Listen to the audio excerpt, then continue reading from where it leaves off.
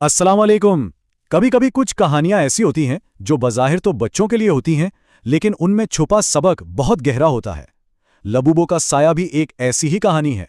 तो चलिए देखते हैं कि इस डरावनी कहानी के पीछे असल में क्या पैगाम छुपा है। और कहानी की शुरुआत ही एक ऐसे जुमले से होती है जो सीधा दिल में उतर जाता है। गुड़िया लबूबो कहती है, मैं हमेशा उसकी दोस्त रहूंगी। अब ये दोस्ती की बात है या कोई धमकी?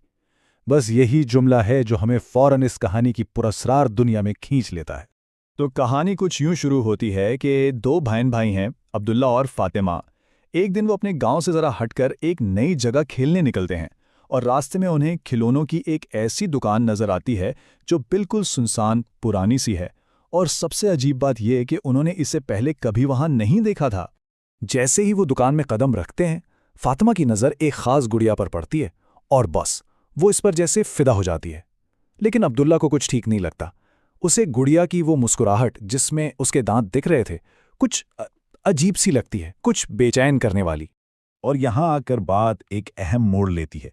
एक तरफ अब्दुल्ला का दिल कह रहा है कि कुछ गड़बड़ है, वो अपनी बहन को रोकने की कोशिश करता है। दूसरी तरफ दुकानदार है जो बड़े अजीब अंदाज में कहता है, ये तुम्हारे साथ हमेशा रहेगी, और पैसे लिए बगैर ही गुड़िया फातिमा के हवाले कर देता है। ये अल्फाज सुनने में तो अच्छे लगते हैं, लेकिन इनमें एक छुपा हुआ मतलब था जो बहुत जल्द सामने आने वाला था। तो गुड़िया घर आ जाती है और जैसे ही वो घर पहुंचते हैं, अजीब चीजें होना शुरू हो जाती हैं।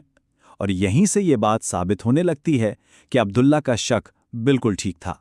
अब देखें, ये खौफ एकदम से नहीं आता, बल्कि धीरे धीरे बढ़ता है। पहली रात को सिर्फ अजीब आवाजें आती हैं, दरवाजे हिलते हैं। दूसरी रात को मामला थोड़ा और संगीन हो जाता है जब फातिमा नींद में चलना शुरू कर देती है। और तीसरी रात तक तो बात एक शैतानी हंसी तक पहुंच जाती है, जो कहानी का क्लाइमैक्स है। तो चलिए पहली रात से ही शुरू करते हैं। दूसरी रात अब गुड़िया का असर सिर्फ माहौल पर नहीं, बल्कि सीधा फातिमा के ऊपर नजर आने लगता है। और ये बात बिल्कुल साफ हो जाती है कि ये कोई मामूली खिलौना नहीं है।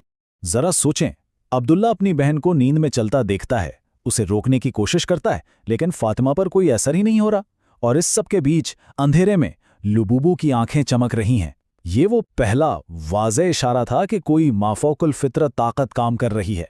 और उसी लम्हे अब्दुल्ला को ये एहसास होता है, ये खिलौना ये कोई आम चीज़ नहीं है। इसका ये जुमला असल में इस बात का इकरार है कि वो अब किसी आम खिलौने से नहीं, बल्कि किसी बहुत खतरनाक चीज़ का सामना कर रहे हैं।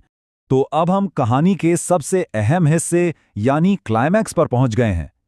तीसरी रात, जब वो शैतानी ताकत अपने आप को पूरी तरह जाहिर करने वाली थी।